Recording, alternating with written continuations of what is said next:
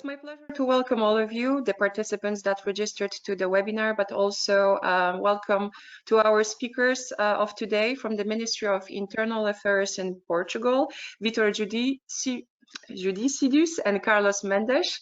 Welcome to the next webinar of the new EENA series focusing on emergency communication reforms in EU countries. So far, since February, we showcased the ongoing and future developments of emergency services in Romania, Bulgaria, France, the Netherlands, their planned reforms and projects. If you want to rewatch these webinars and get their materials, it's still possible because we gather all the information on the webinar's webpage. Today, however, our attention goes to Portugal. And in their presentation, Vitor and Carlos will provide us the answers to the questions such as what's the emergency call handling model in Portugal? What is the status of ongoing projects? What is there in the pipeline for future reforms and projects? So warm welcome to the officials of the Ministry of Internal Affairs. It's a pleasure to have you with us.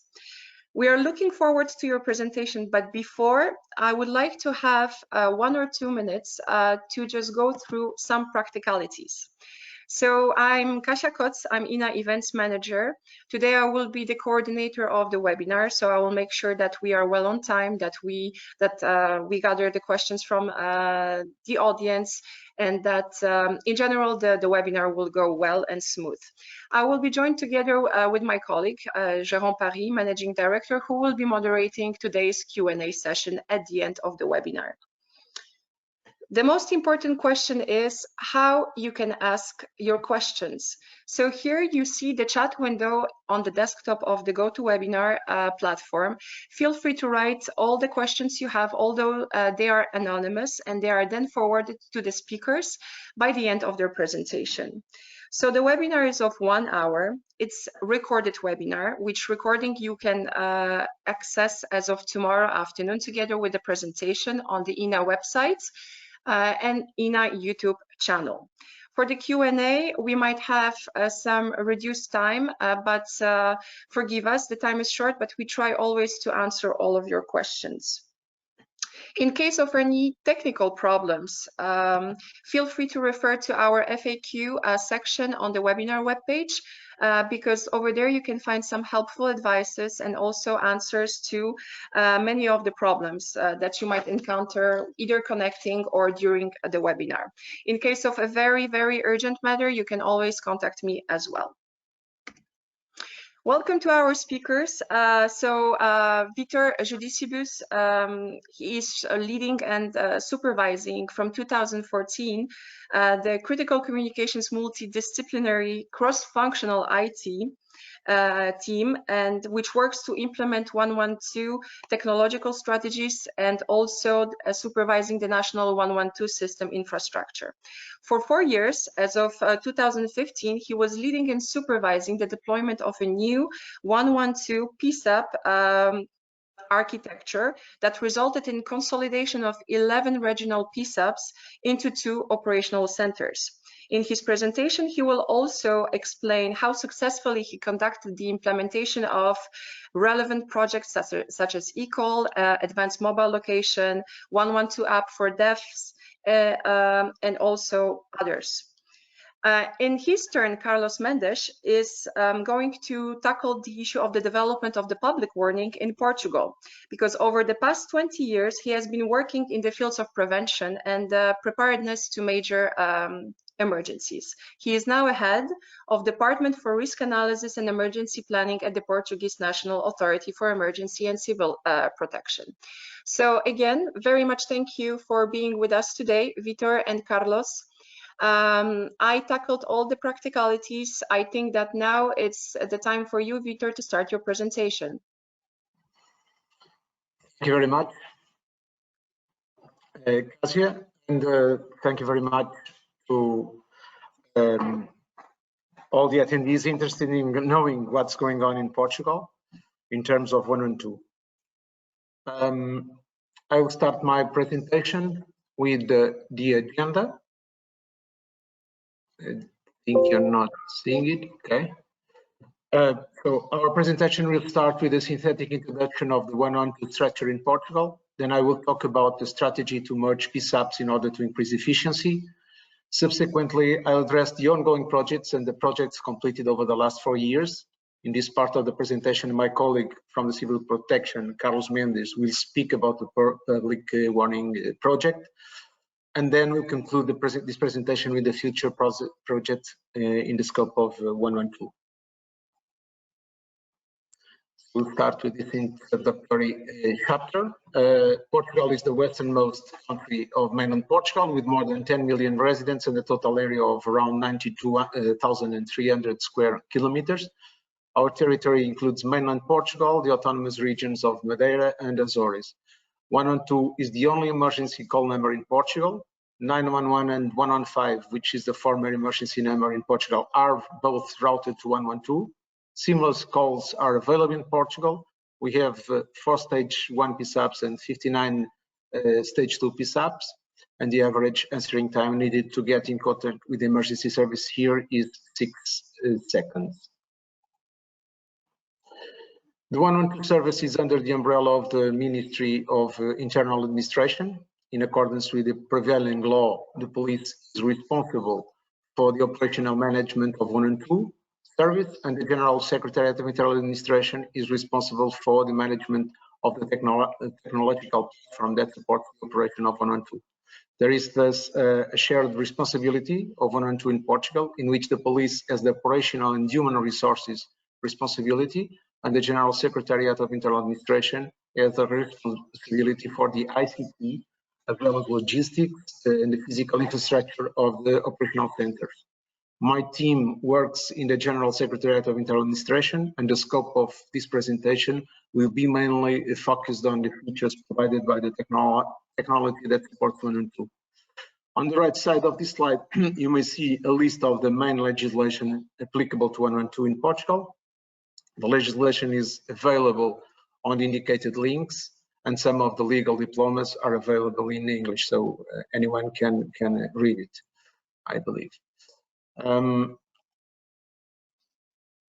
So this slide is just to give you a flavor of what we do here besides 112. The multidisciplinary team is not exclusively dedicated to 112. It also has a responsibility for the coordination, monitoring, and maintenance of the security and emergency radio network, which is called CIRESP in Portuguese. CIRESP network uses better technology, which, as you may know, is a reference in the area of public safety, as evidenced by its widespread use in the field of emergency and security in Europe.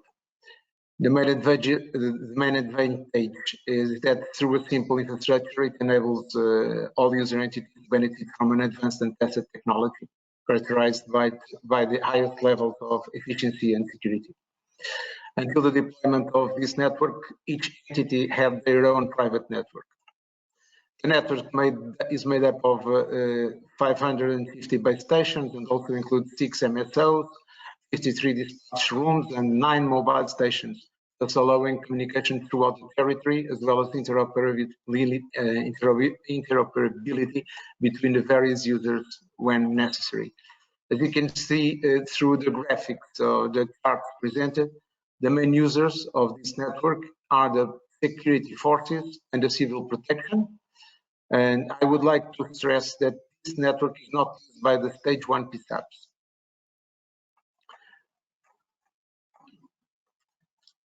So I go to the next slide. This is the EENA slide with an additional agency, which is the Maritime Authority, that is responsible for the maritime rescue and assistance to bathers. In this model, as you know, the call to 112 is answered by a call taker, which, based on the interview, will identify the emergency situation and request other relevant information. The call takers will fill in a form with the collected data and will send it to the second PSAP, or in other words, to the dispatchers of the specialized response agencies, civil protection, police, National Guard, etc. And in case of an healthy emergency, the call taker, apart from the collected data, will also transfer the voice call to the ambulance service. That's the only agency that usually receives the voice of the caller.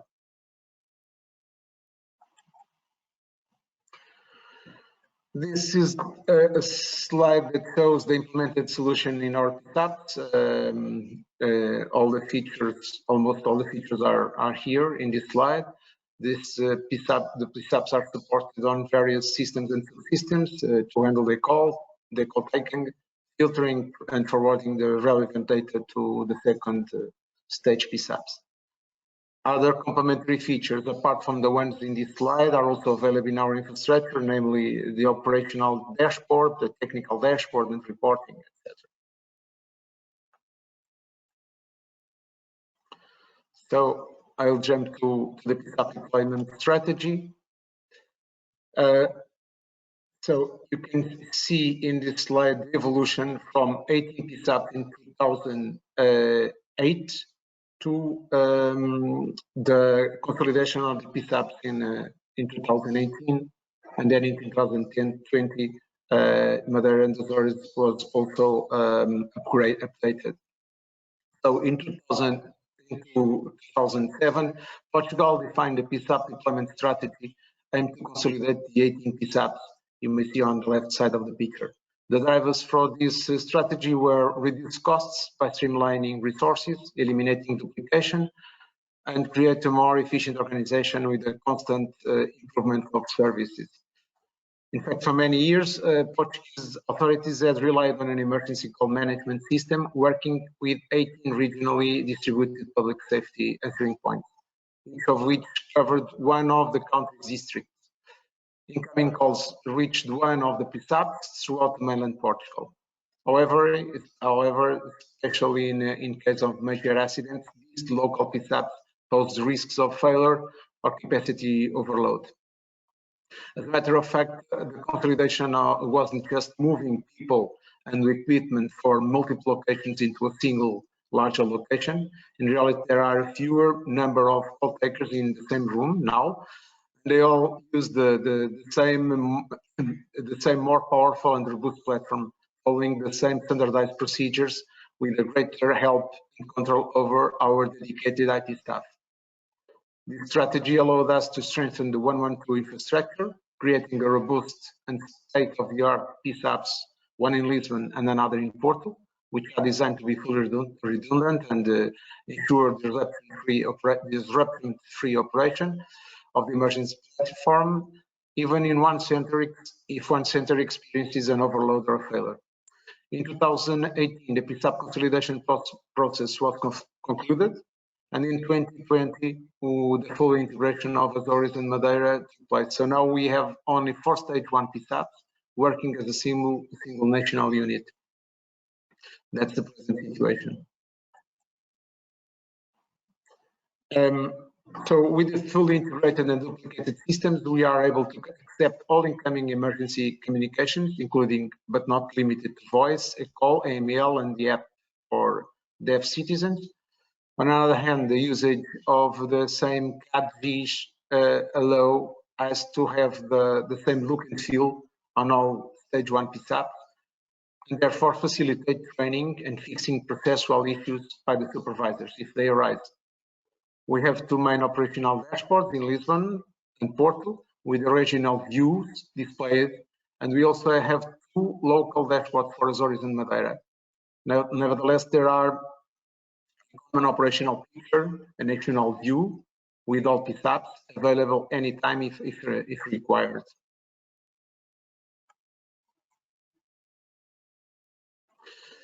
So this is a picture of our 112 emergency communication chain. So currently, all citizens can reach our PSAP through several channels, and we're looking to open 112 to other alternative ways of communication. All public service providers are interconnected and deliver all communications to both data centers. The 2 main PSAPs in Lisbon and Porto have exactly the same solutions and local redundancy, and they are also redundant between them. Both data centers are capable to handle the total country needs. As you may see in this slide, we have the 4 stage 1 PSAPs represented and the 59 stage 2 PSAPs. Our stage 1 PSAPs are equipped with the state-of-the-art solutions, namely CAGs, video voice recording.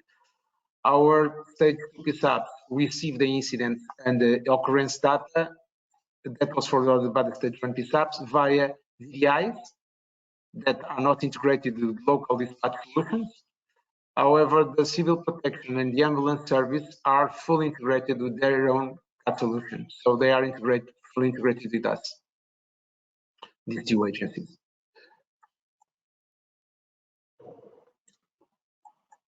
So let's see our recent projects. Shall I be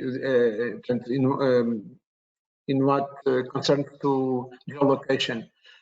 We have the cell ID that was deployed in 2009 using the PERCH mechanism. So the one-on-two-caller location information is provided automatically with every one-on-two-call, and is available without delay for the one-on-two-call handler as soon as the call is answered. In Portugal, we have also implemented AML with the two possible transmission methods for Android, HTTPS post and data SMS. For iOS, only SMS. All email, message, SMS, and HTTPS are free of charge for the users. The email success rate is lower than we expected, so we are currently working with MNO to troubleshoot this issue, and with Google also. You can see it in those charts below. Concerning the email radius, as you can see, 55% of the positions are located between 20 to 49 meters. Email for roamers is not available yet, and we are analyzing with the MNOs the possibility to deploy in Portugal a similar solution to the one deployed by Orange in Belgium. There is also a recommendation by Google to implement this solution working in Belgium. ECOL in Portugal was implementing during the AIRO project, which was a EU-funded project with the participation of 11 European countries. Portugal was one of them. We sorted out a lot of problems, some problems that we have to face during the implementation. One of them was the 17-digit numbering issue that was sorted out in 2017. The issue was detected during the ECOL tests in Portugal because the 112 PABX systems weren't configured to handle the 7-digit numbers, 15 digits plus the 00 for international dialing code. These 17-digit numbers were used for pan-European ECOL, but our PBX configuration, our PBX has to suffer some configuration changes to be able to sort out this issue. During the ECOL test in 2050, another problem, we faced another problem with a misconfigured mobile handset when calling 112. This handset mimics the ECOL. Normal emergency calls were identified by the mobile network calls, which did not comply with the standard. To correct this issue, MNOs had to apply correction patches in the mobile switching center, and some complementary measures were put in place, namely by the MNOs, which only include in their packages handsets that are submitted to tests and proved to have the emergency standard bits correctly configured.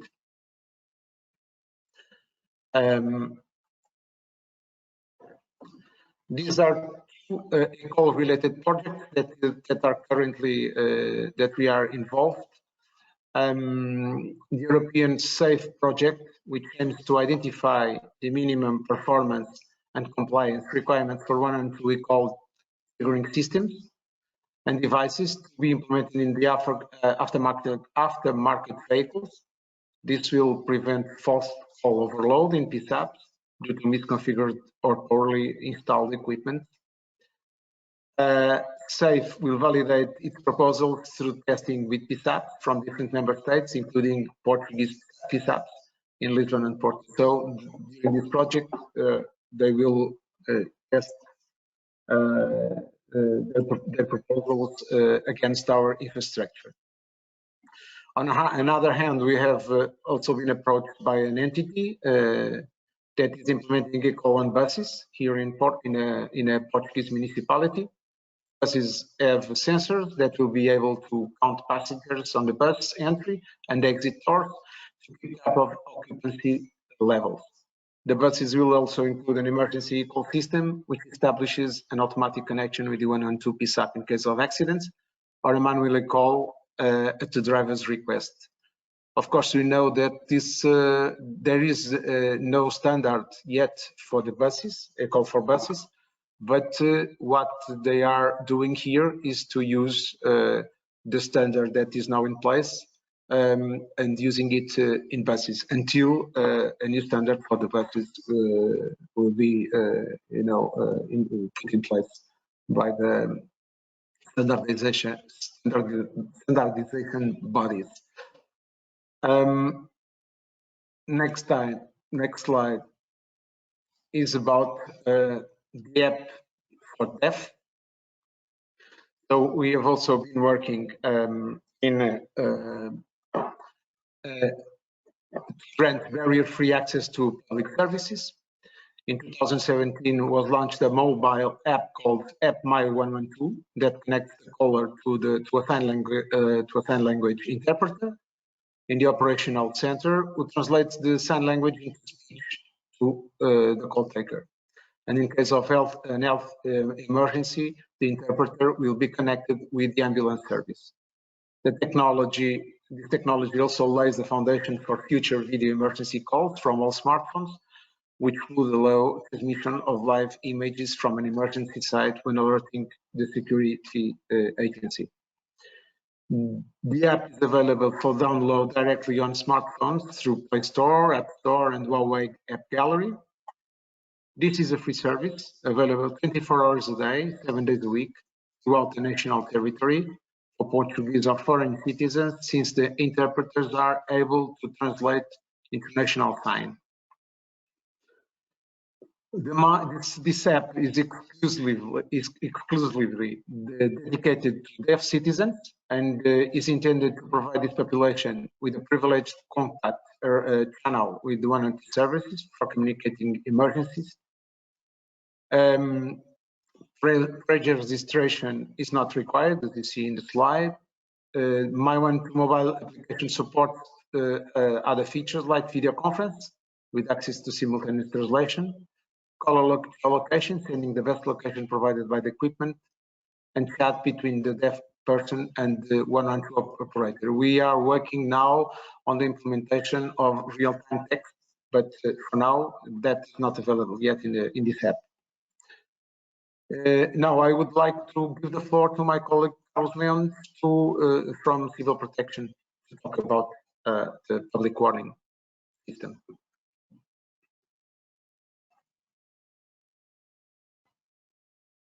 Thank you, Vitor, and thank you, everybody. First of all, it's my pleasure to be with you in this webinar and to have the chance to speak about the Portuguese public warning system. I hope you'll be now able to see my screen. So in a nutshell, what I can tell you for the beginning of the story is to start by recalling the year of 2017.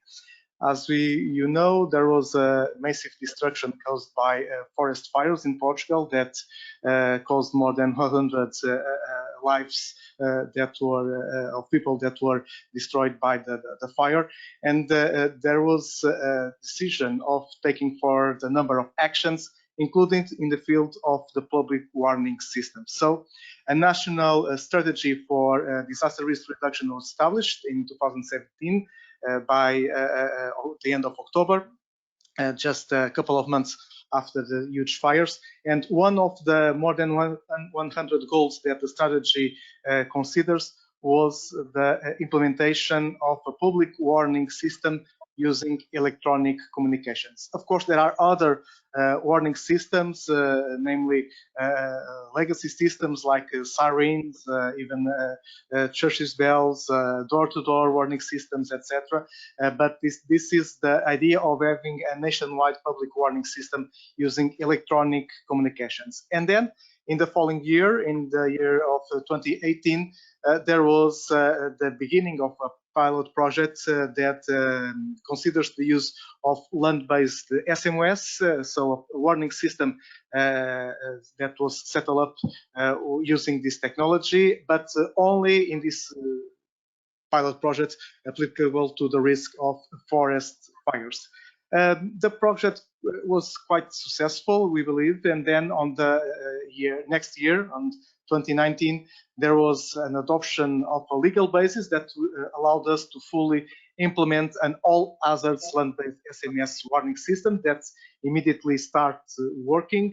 And the basic way of this system is organized is that there is a central core, and this central core is at the headquarters of the Portuguese National Authority for Civil Protection.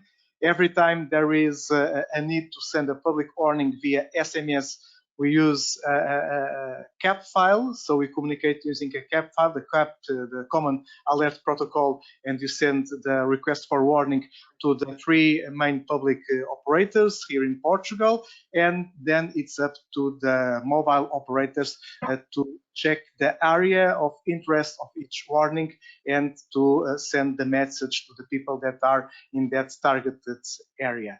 Some facts and figures regarding the way we are using the system. So far, since 2018, the system was activated in more than 20 occasions. The last one actually was last Saturday due to the risk of COVID-19, especially in the area of Porto, where we had the final of the European Champions League, and there was this need for informing citizens and to recall them the special precaution measures to take in face of the risk of COVID. So 22 activations so far. The last year, 2020, was the year with more activations so far, 13 activations.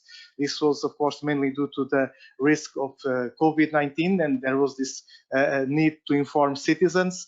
In terms of the type of emergencies, forest fires or rural fires still takes the lead. 10 times this was the trigger for activating the public warning systems, then COVID-19 with 8 occasions, and the extreme weather with strong winds and heavy rainfall being the trigger for issuing public warnings in 4 different occasions.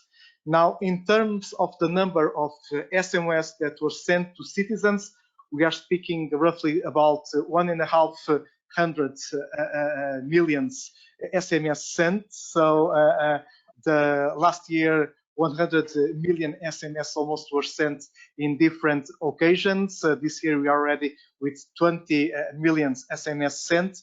And these SMS go not only to the national citizens that have national Portuguese operators, but also people from other countries that are in roaming in our networks receive the message. So roamers are still considered as one of the targets. So if you are in Portugal at a certain time, and if there is a public warning into the area where you are, your mobile phone will also receive the message. So you can see that 94% were national citizens that received the message, but 6% in average of citizens were people that were using mobile phones from other companies that were in roaming in Portugal. So the message to those citizens goes also in English so that they will be able to understand the message.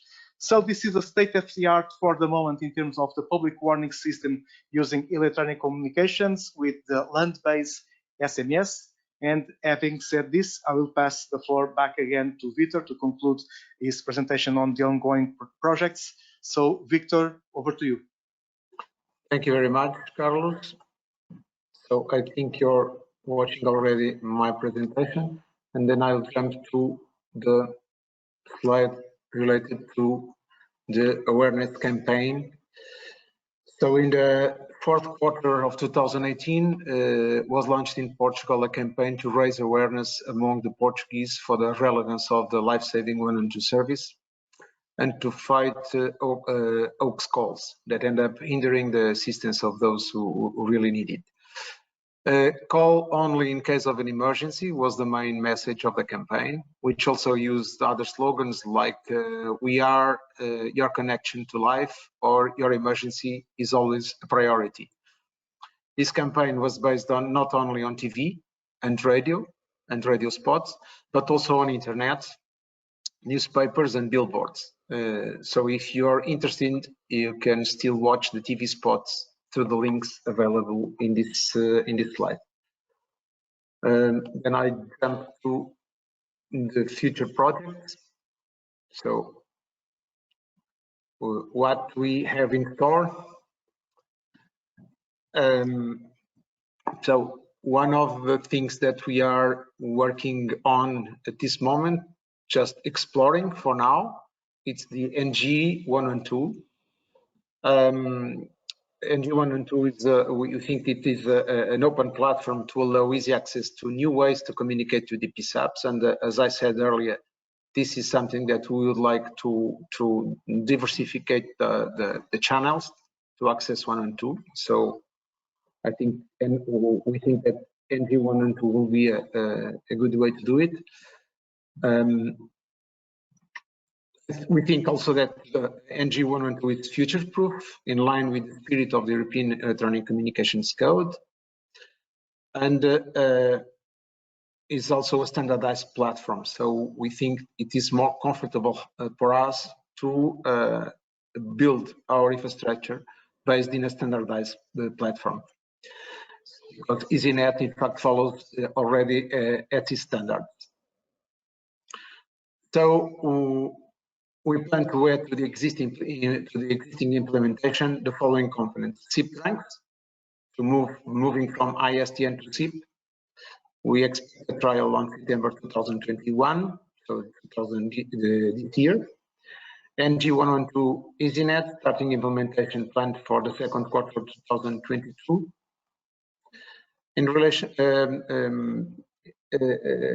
in what concerns to the long number database, you are not yet part of the transnational long number database. This is under analysis by the operation management of the PSAPs.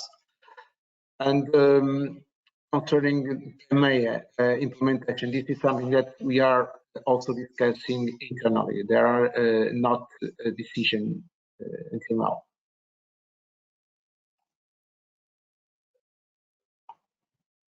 So in order to implement SIP in 112, the national regulator is already reviewing the regulation that has been in force for 11 years. And this regulation defines in particular the caller location information in ISDN, since all 112 calls, as I said earlier, are geolocalized. And so it is important to define how, where does this information comes in the SIP, the geolocation information. The first step is to test implementation of SIP trunks with geolocation into a single PSAP.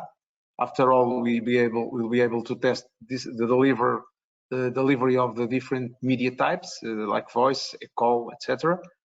After the successful trials, we can envisage that the SIP deployment, firstly on the two main PSAPs, Lisbon and Porto, and on a second phase in Azores and Madeira. That's what we plan to do.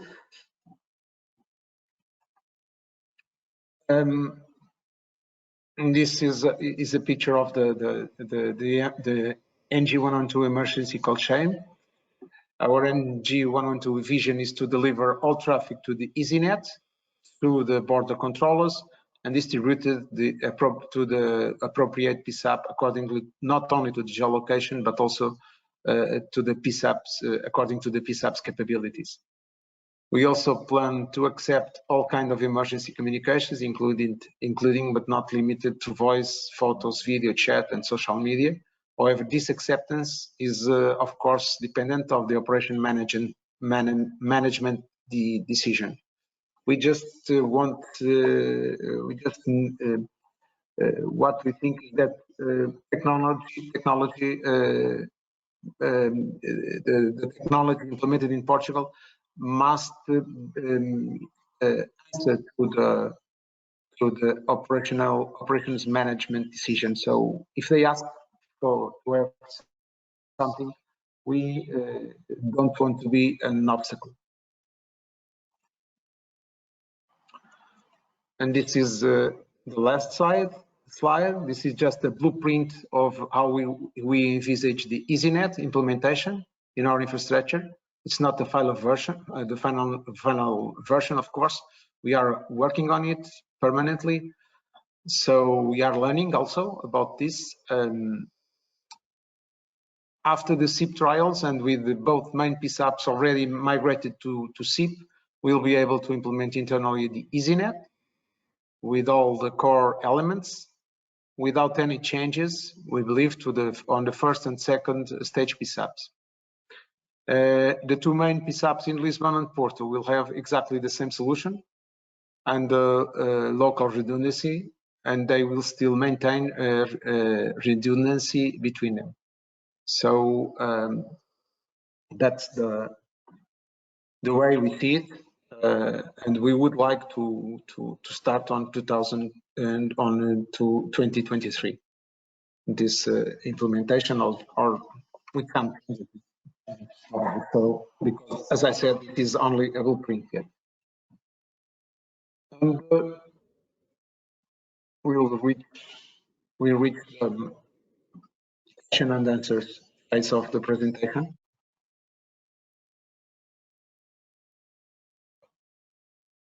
Thank you very much, Vitor. Thank you very much, Carlos.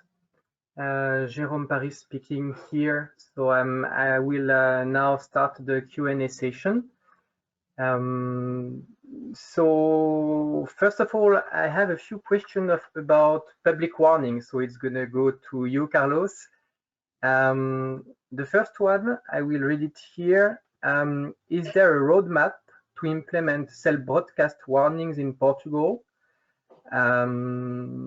This person says that basically SMS might not be useful for preventive warnings, but are useful for preventive warnings, but not for alert warnings. So they would like to know if you have any plan to use self-broadcast in the future.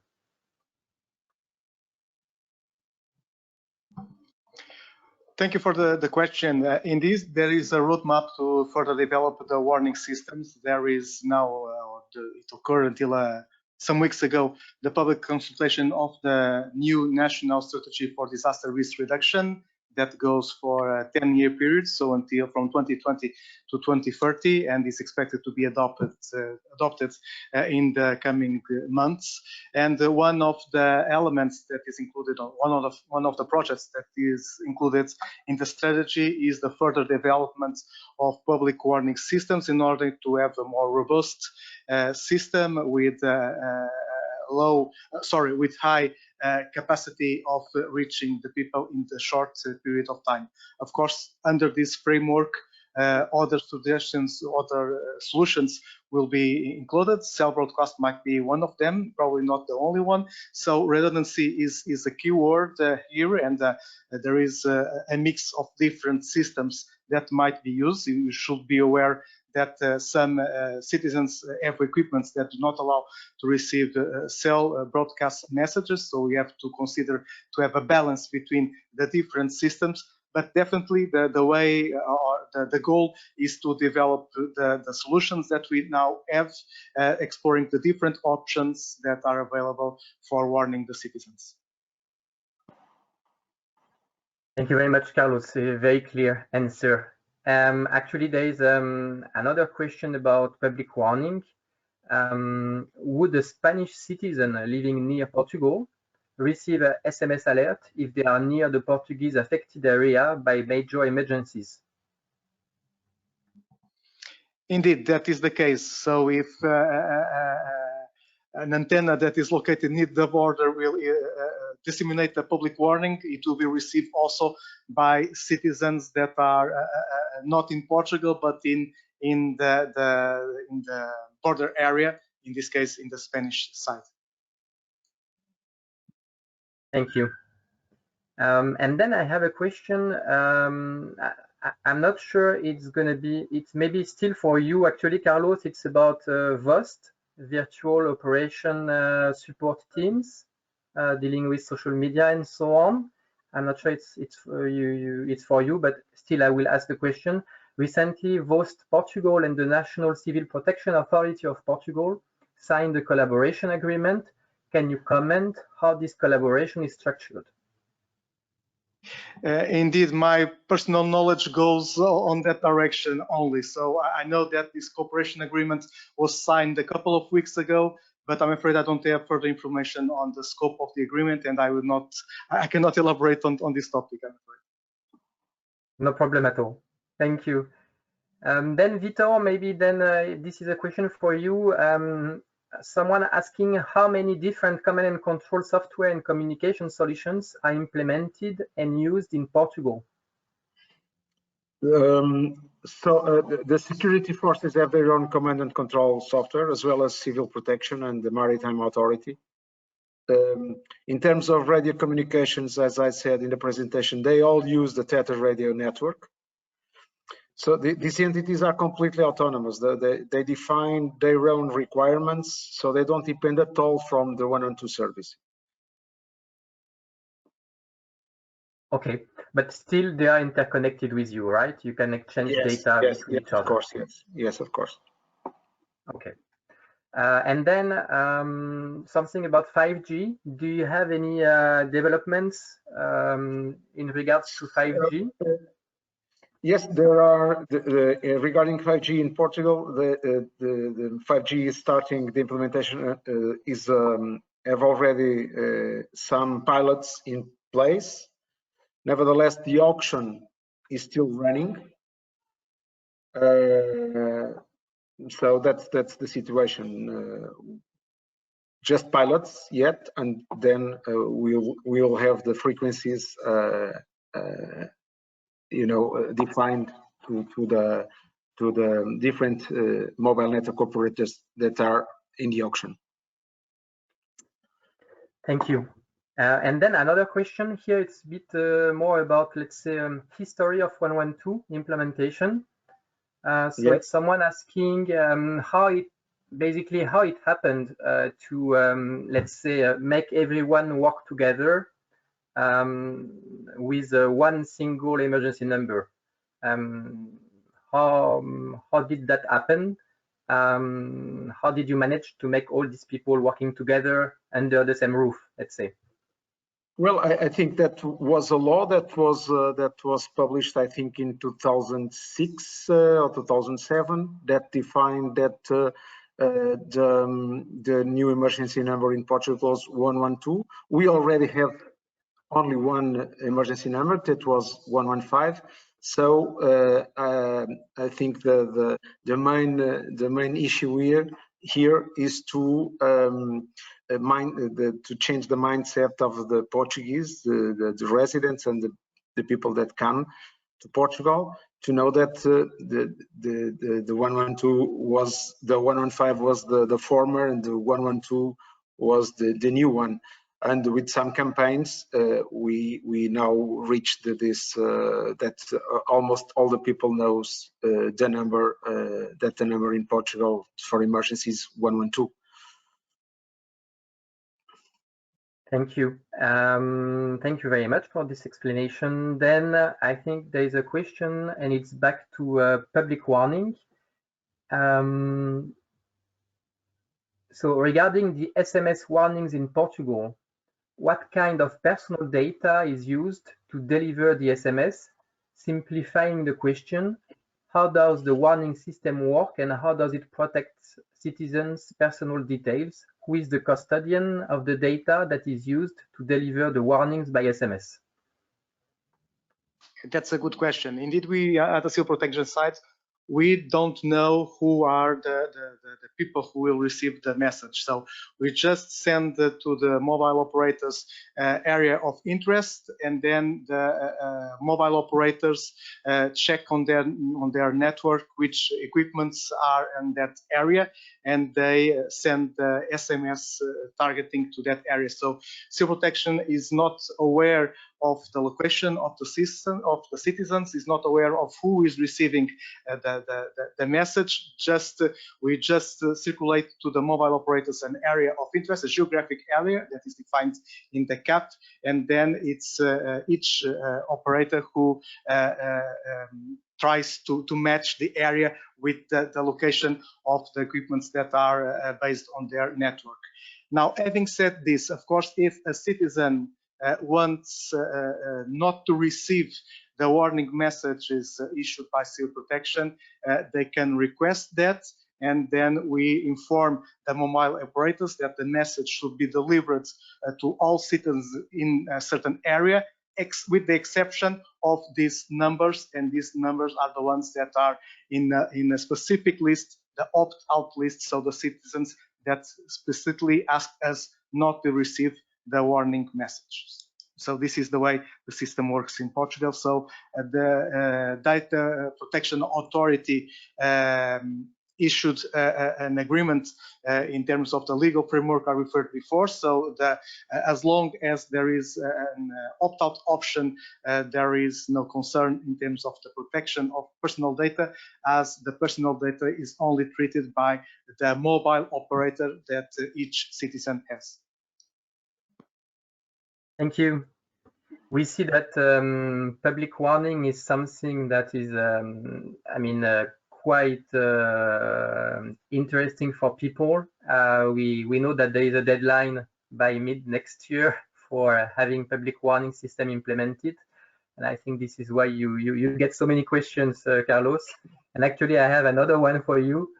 So it's someone asking you to detail a little bit how you have implemented the pilot location-based SMS, with which actors, with which difficulties, success. So the implementation in 2018 under the pilot project was made in partnership between us, the Protection Authority, with the cooperation of our colleagues from the General Secretariat of the Ministry of Home Affairs, also the regulator, the telecom regulator, the Public Authority for Communications here in Portugal, ENACOM, and in close cooperation with the mobile operators. So it was a joint project pilot, let's say, only focused with the issuing warnings for the risk of forest fires, and with, of course, the legal support that was already foreseen in the Civil Protection Basic Law and in the special regulations regarding the forest fire management. So it was a kind of a cooperation between these different stakeholders, and actually it was a series of months of joint work to build the solution, to fine-tune the selection of the receivers in terms of a geographic area to be warned, and in some months we were able to settle up the project, to test it by May 2018, and use it in real situation during the summertime in 2018. So it was the way that paved the way for the future work now in a more formal basis that we have under established a legal framework and available to all hazards, not only to forest fires.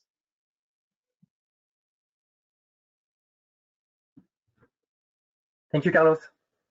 And now I have a question for you, Vitor. Yes. How do you see the IoT integration, like watches to call 112, for instance? Well, that's not, we are not thinking about that yet. So in fact, we know that is something that will come, of course. But we are and the NG 112 deployment is something that will facilitate that connection with IoT. We think it's important. to answer to you know, to the requirements of the operational area, but we don't have requirements yet for that. And our main, you know, we are worried about the implementation of NG 112 because of that. So because that will facilitate and will be easier to connect those kind of channels to communicate with the engine with the PSAPs. But it's something that is not nothing that we will implement in the short term, I think.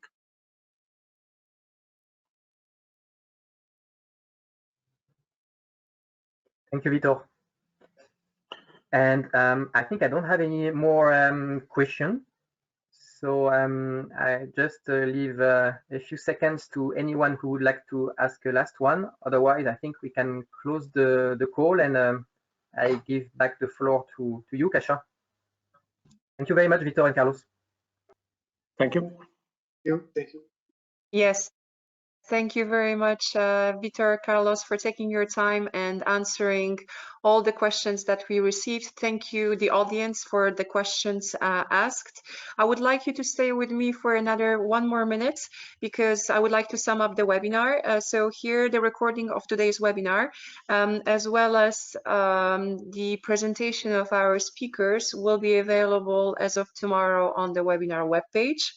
If your question was not answered during the Q&A session, you can always refer to the contact details that Vitor and Carlos left on their presentation, so to contact them directly. If any question towards the webinar and the technical issues, feel free to send them to me. And then what's happening, what's next on the pipeline? So in 1 week, the same day, so Tuesday, the same hour, 3 Brussels time, we will welcome the representatives of SOS Alarm from Sweden. So we will be traveling now to Sweden and discover the emergency communication reforms in there. And in 2 weeks time, we will listen from representatives from Slovenia. So still 2 webinars to come before summer. Thank you again to our speakers for their time, preparation, delivering such an interesting presentation full of very interesting data. I think that now I have nothing else to say than greetings from a sunny Belgium and looking forward to welcome you all again in 1 week in the next webinar. Stay safe. Thank you, everyone. Thank you. Bye-bye. Thank you. Bye-bye. Bye.